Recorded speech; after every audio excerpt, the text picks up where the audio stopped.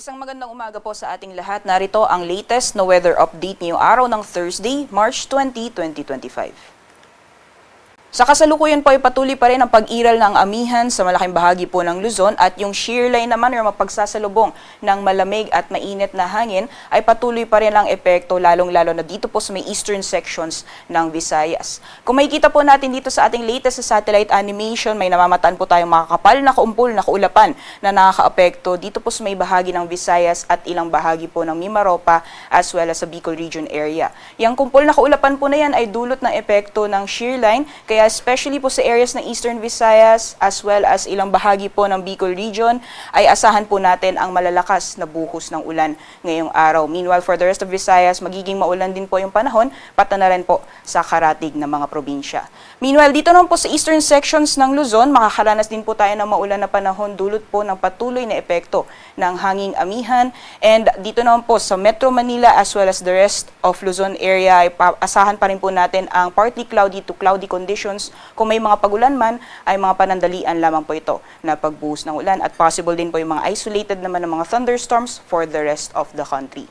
Meanwhile, kung makikita po natin dito sa ating latest satellite animation, inaasahan po natin sa mga susunod na araw na magpapatuloy pa rin ang epekto ng shear line sa may bahagi ng Visayas as well as sa Bicol region. Kaya doble ingat po sa ating mga kababayan dahil posible po yung mga pagbaha o pagguho ng lupa dahil yung mga pag-ulan po na ito ay posible pong tumagal hanggang sa darating na weekend.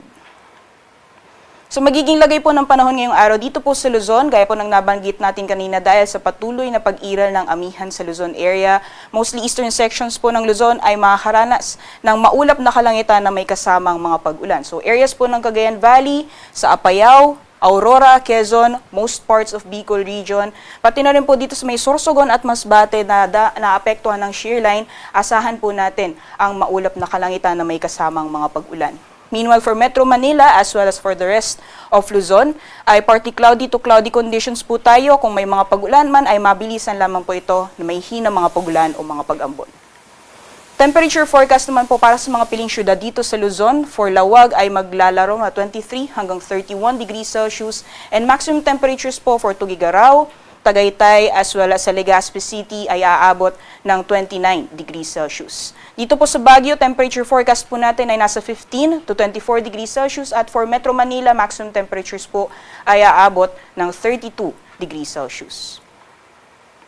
So magiging lagay naman po ng panahon for the rest of the country dahil po sa patuloy na epekto ng shear line, asahan po natin ng buong Visayas ay makakaranas ng maulan na panahon as well as dito po sa may northeastern portion ng Mindanao dyan po sa Caraga region.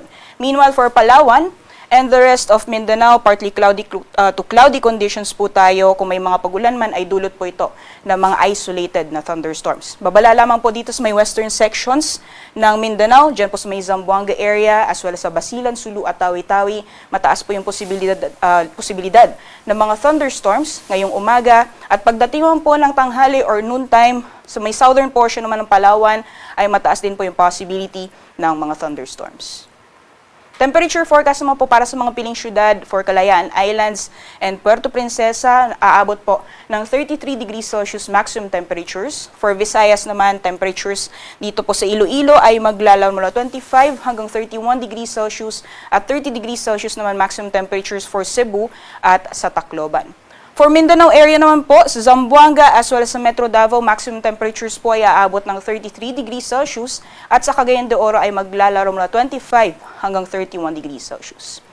Dahil po sa epekto ng shear line, ayon po sa ating latest na weather advisory, asahan po natin ang malalakas na pagbuhos ng ulan, lalong-lalo na po sa may bahagi ng Eastern Visayas and ilang portions or southern portion ng Bicol region. So possible pong maranasan ang moderate to intense na mga pag-ulan sa susunod na 24 oras. Dito po sa may bahagi ng Eastern Samar, yung accumulated rainfall po sa susunod na 24 oras, posible po yung umabot ng 100 to 200 millimeters. Diyan po sa may bahagi ng Eastern Samar yan. At yan pong area na shaded ng yellow, particularly dyan po sa Sorsogon, Masbate, Northern Samar, sa Samar, Biliran, Leyte at Southern Leyte, maaring maranasan din po yung 50 to 100 millimeters total rainfall sa susunod na 24 oras. So itong mga areas po na shaded ng yellow at orange, maaring maranasan po ang mga pagbaha o pagguho ng lupa dahil sa malalakas na pagbuhos ng ulan dala ng shear line. So doble ingat po sa ating mga kababayan. At manatili po tayong mag-antabay yung mga heavy rainfall warnings na nilalabas po ng ating Pag-asa Regional Services Division for dito po sa Bicol Region and Northern Samar. Antabayan na lang po yung mga heavy rainfall warnings na nilalabas ng Southern Luzon PRSD, and for Visayas naman, antabayan na yung mga heavy rainfall warnings na ini-issue ng Visayas PRSD. Bukas naman po ayon sa ating latest na weather advisory as of 5 AM, maaaring magpapatuloy pa rin yung malalakas na pagbuhos ng ulan. Possible pa rin po yung heavy to intense na mga pag-ulan sa Northern Samar at yung areas na shaded ng yellow, posible pa rin po maranasan ang moderate to heavy na mga pag-ulan. Diyan po sa Sorsogon, sa Samar, Eastern Samar, Biliran, pati na rin po sa Leyte. Kaya doble ingat po sa ating mga kabayan dyan. Samantalang sa pagtaya naman po ng heat index, kahapon po ay naitala ang 35 to 36 degrees Celsius heat indices dito po sa Metro Manila, at yung pinakamataas naman po sa buong bansa ay naranasan sa Puerto Princesa City, Palawan na umabot po ng 42 degrees Celsius. Sinusundan po yan ng Cotabato City, Maguindanao na umabot ng 41 degrees Celsius. At ngayong araw, ayon po sa ating forecast, for Metro Manila, ang heat index po natin maaaring umabot ng 36 hanggang 37 degrees Celsius. At yung pinakamataas naman po ngayong araw sa buong bansa ay posible pa rin maranasan sa Puerto Princesa City, Palawan na maaaring umabot ng 42 degrees Celsius. At sinusundan naman po yan ng 41 degrees Celsius sa Coron, Palawan, gayon din sa Cotabato City, Maguindanao. Sa kalagayan naman po ng ating karagatan, nananatili pa rin pong nakataas ang gale warning sa mga dagat baybayin po ng Ilocos Norte at dito po sa silangang dagat baybayin ng Southern Luzon at Visayas. Yung area po na shaded ng red, maaring maranasan po yung 2.8 to 4.5 meters na taas ng mga pag-alon. Diyan po sa western coast ng Ilocos Norte, northern at eastern coast ng Catanduanes, eastern coast ng Albay, eastern coast ng Sorsogon, northern at eastern coasts ng Northern Samar at sa silangang dagat baybayin po ng Eastern Samar. Delikado pong pumalaot, especially sa mga kababayan po natin na may mga malit na sakyang pandagat dito po sa mga nabanggit na dagat baybayin. Sunrise po natin ngayong umaga ay 6 AM, sunset naman ay 6:07 PM.